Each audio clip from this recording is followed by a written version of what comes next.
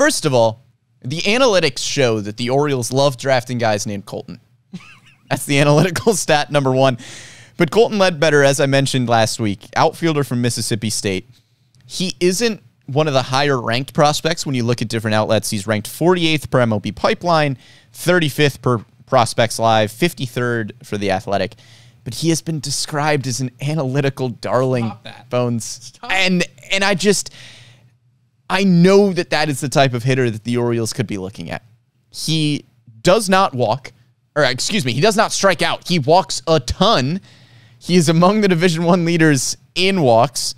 I got my does not and does mixed up there. Don't worry, I understood. He is a solid athlete who looks pretty good in center field. So he is an up-the-middle guy defensively, which adds to his value.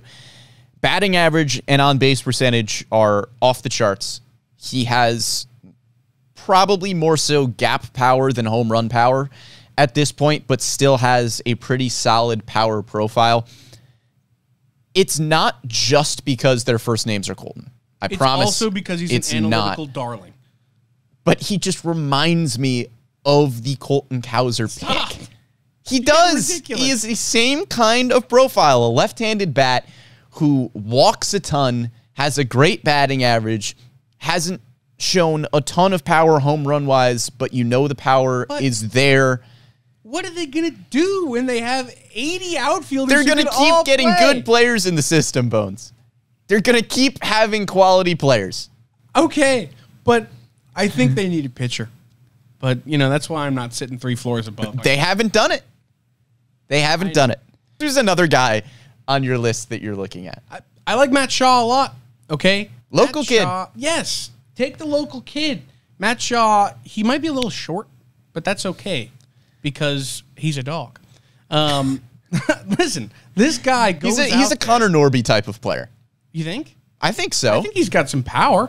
So does Connor Norby. That's true, he does. Led the minor leagues in Orioles affiliates in home runs last season. The thing that comes to my head for Connor Norby is that he hit .415 in college. Which is also really good. Also be a power bat, but he is. He is. No, Matt Shaw, he is a similar player to Connor Norby and Yeah. a local guy and a guy that's seen a lot of success. I like Matt Shaw a lot. I think that he could fit into that mold very well, but another guy in the same situation where you take him and he's going to get buried. He's going to get buried with even if they develop him, where is he going to go? See, I do disagree with you there because it's just never a bad thing to keep getting good hitting prospects. And I think it is the Orioles have shown that they are able to draft good position player prospects, develop them into top 100 type of players, and then you figure it out. We always talk about, it seems like every time that we have done a show where we say, oh, there's a log jam, like what are the Orioles going to do? It always works itself out, whether it's injuries, whether it's trades, whatever it may be. If a pitcher is the Orioles' best player on the board, the Orioles will take a pitcher if he is their best player on the board. But if it's a position player, I think they'll take the position player. I don't think they're looking at the system and saying, man, we need some pitching prospects.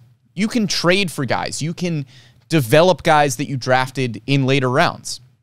If the Orioles feel more confident in the first round in a position player, they'll draft that guy, regardless of how their top 10 prospect rankings are looking on MLB Pipeline. If they think that's the best player, they're going to draft the best player. I think Matt Shaw could be that guy. Yeah. He reminds me a lot of Connor Norby. Want to get really inside baseball here with me for a second on Matt Shaw? When do I not? Cape Cod League stud.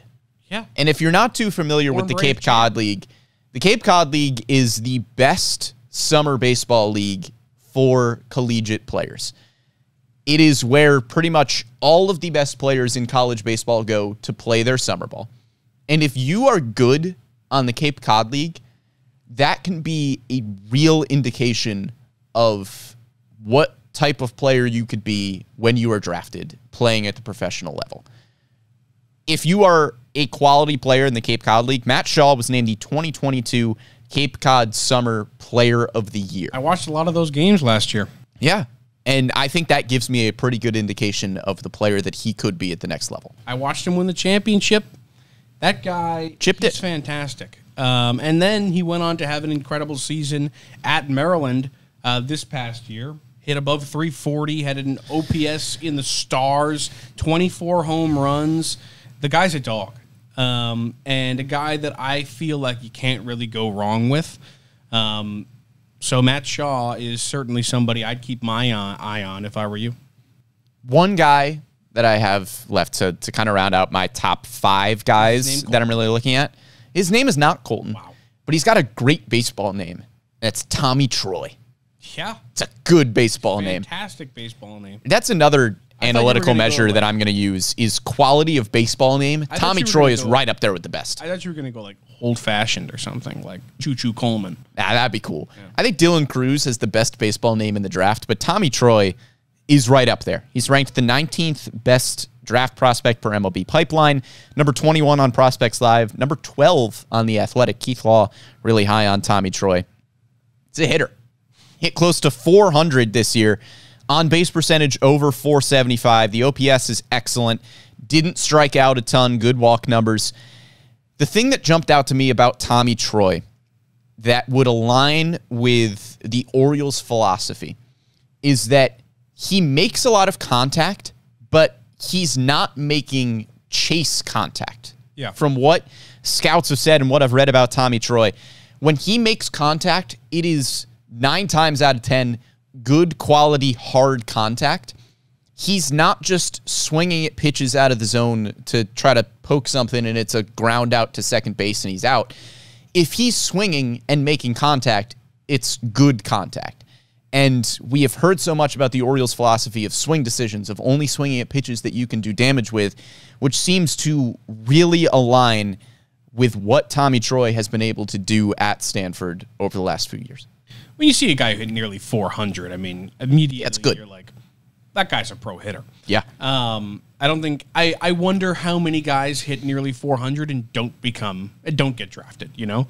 And he did it at Stanford, a real school. Yeah. I mean, definitely impressive. Absolutely an impressive player, and a guy that I think you're right has a great baseball name and can put it all in the field and make it work too. I could see them taking him as well. Yeah. Because, as we just talked about, they're going to take the best player available. This is a class in which there's just great hitting everywhere, which is often the case, but I think especially this season.